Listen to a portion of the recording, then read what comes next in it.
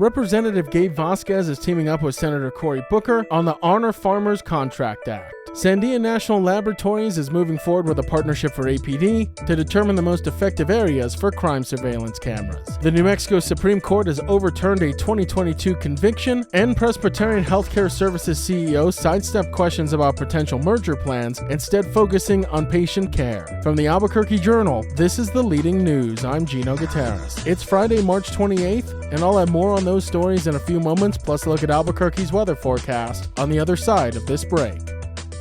This episode is brought to you by the Kirtland Partnership Committee. For 30 years, we've been dedicated to supporting, growing, and preserving the Kirtland National Security Complex. We work tirelessly to enhance military readiness, foster community partnerships, improve quality of life, and promote economic development right here in New Mexico. Join us in our mission to ensure that Kirtland remains a cornerstone of national security and a key provider of quality jobs and investment for all of Greater Albuquerque. Together, we can make a powerful impact. Kirtland Partnership Committee, proudly shaping the future of our national security for 30 years. A new bill, the Honor Farmers Contract Act, introduced by Senator Cory Booker, a Democrat from New Jersey, and Representative Gabe Vasquez, a Democrat from New Mexico, aims to ensure the U.S. Department of Agriculture, or USDA, honors its contracts with farmers and agricultural organizations. So this is an attempt to force the USDA to follow through on contracts it's already signed with farmers or farming supportive organizations. My colleague Kathy Cook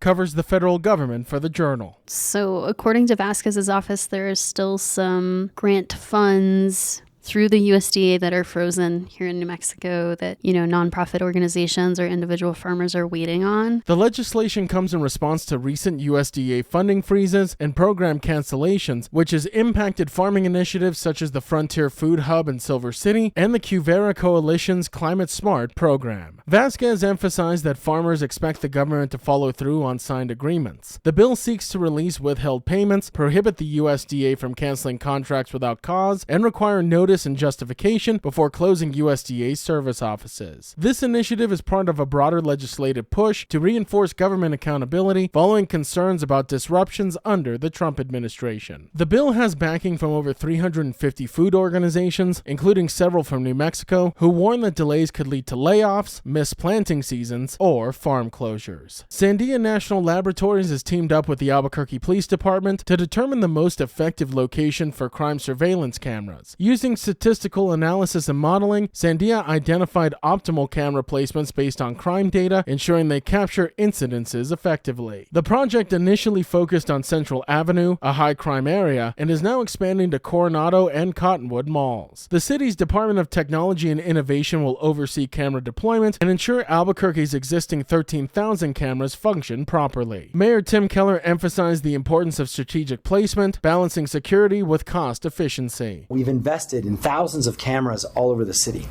And it sounds simple. APD is going to put up cameras. It is not. There's an IT component that's very important to make sure that this actually has the quality video feed that we need. The cameras have to be secure because, yes, in this town, people try and go after and tear down those cameras. We've seen that all the time. So they have to be secure. And most importantly, they have to function in the most optimal way. And I'm going to give you a really basic example, but I think it really speaks to this. Part of our technology crime fighting platform we've extended to our shopping malls, to Coronado and to Cottonwood. And part of that, of course, is gunshot detection, and we've talked about that quite a bit. Part of it's also cameras.